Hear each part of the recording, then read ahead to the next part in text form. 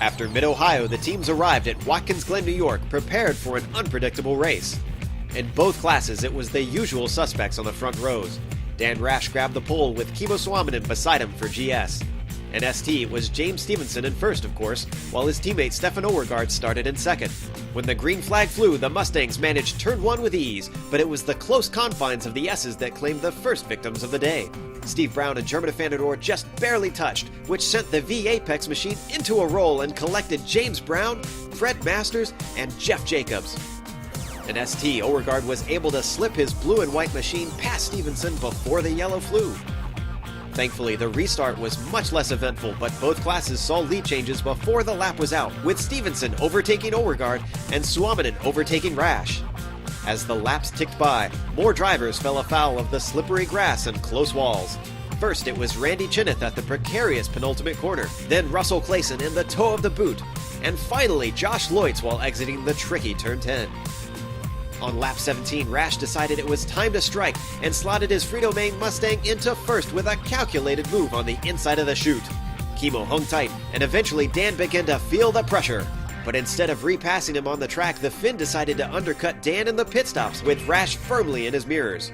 On lap 23, Hiro Kanaya met the boundary of adhesion and understeered off into the barriers while entering the boot.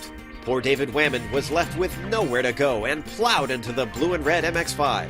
A full course caution was brought out, and after a short break, the restart reinvigorated the action and then some. Rash got a run on Kimmo toward the bus stop, and in a race-defining move, both cars were tipped off the track.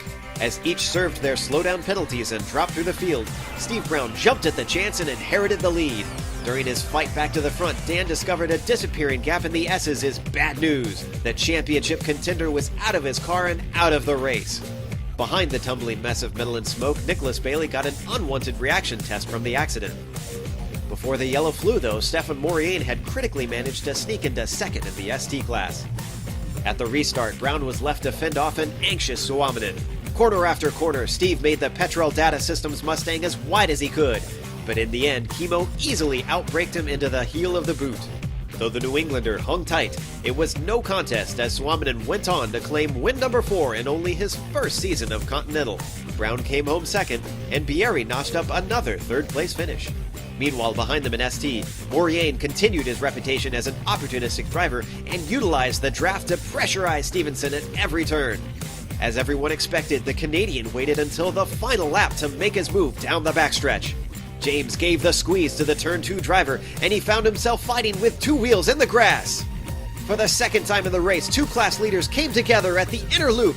Stevenson was scuttled into the barriers, and Mauriane collected his broken car to try and limp home. Behind them, Overgaard repeated his feat from Mid-Ohio and drove past the pair to an unexpected win. Though he obtained some damage, James still salvaged a second-place finish, and Arthur Chan filled out the final spot on the podium. Now, the entertaining antics of the Glen have been left behind, and the teams have pulled up at the gates of the motorsports capital of the world. You can expect speed, and you can expect drama, but most of all, expect the best to come out on top as the drivers of the Continental Endurance Sports Car Series fight for the win at the Indianapolis Motor Speedway.